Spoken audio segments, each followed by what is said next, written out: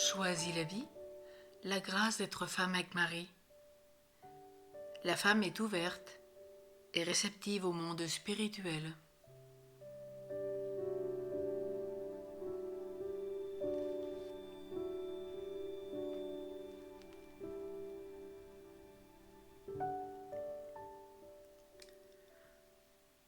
Dans l'hébreu, Nekeva, Genèse 1, 27, se traduit par le mot femelle. Il signifie, à partir de la racine Nekev, ouverture, réceptacle, creux, flûte, percée, créer un espace intérieur. La femme est généralement plus intérieure que l'homme.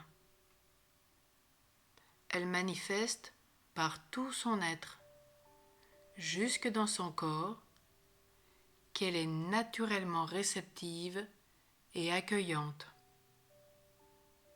Quand elle traverse l'épreuve, la femme ne se tourne pas vers l'extérieur, par exemple dans son travail, de la même manière que l'homme. Elle tend à se centrer naturellement sur elle-même. Elle gère mieux sa souffrance en se donnant par le biais d'une maternité physique ou autre, comme la fille, la mère de Dieu au pied de la croix. Elle a une capacité à recevoir qui la met plus spontanément en relation avec le monde spirituel. Son autre nom en hébreu, Isha, mentionné au chapitre 2 de la Genèse, possède en propre le H, ce E en hébreu.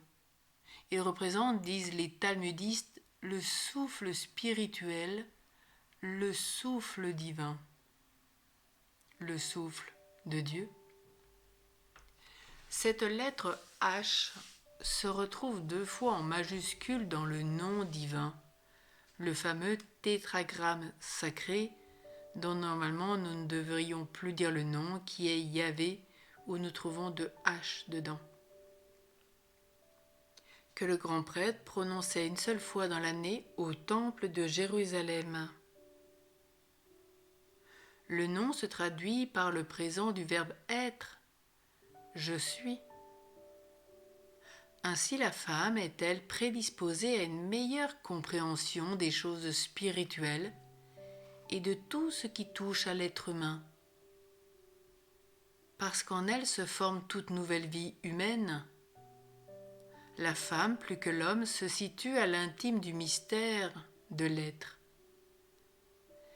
Elle est naturellement spirituelle, à comprendre dans le sens d'une ouverture vers l'invisible. Habituellement, c'est elle qui aide l'homme à être lui-même et à rester en présence de Dieu.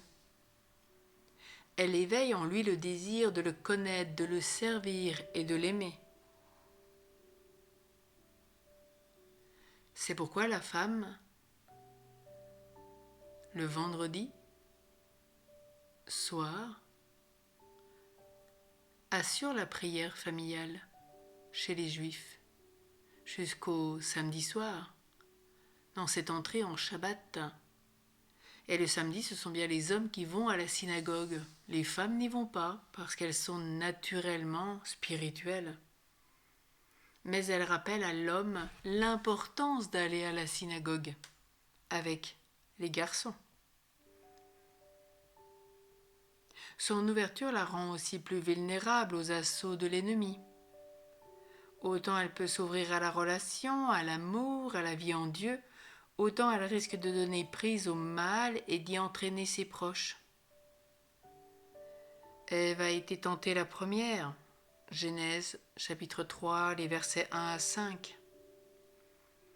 Tandis que Marie est devenue à l'Annonciation la source de notre relèvement, la nouvelle Ève.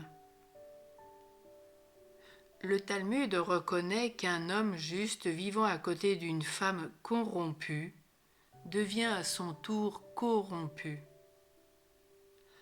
À l'inverse, un homme pécheur demeurant à côté d'une sainte femme se convertit. Et à côté d'un grand homme, il y a bien souvent une grande femme.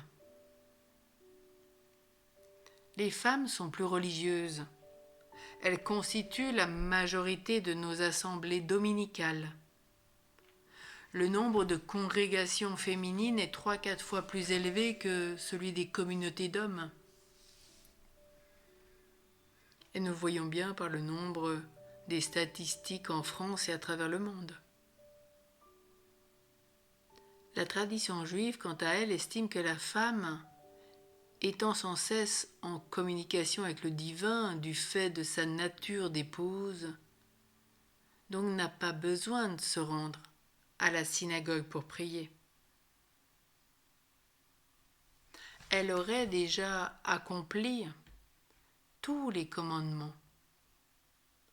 Cette disposition à l'accueil lui permettrait de percevoir plus facilement l'œuvre de Dieu en elle et autour d'elle. Elle écouterait et recevrait les nouvelles divines bien avant l'homme. La Mère de Dieu reçut la visite de l'ange au moins 3 mois avant que Joseph fût lui-même prévenu.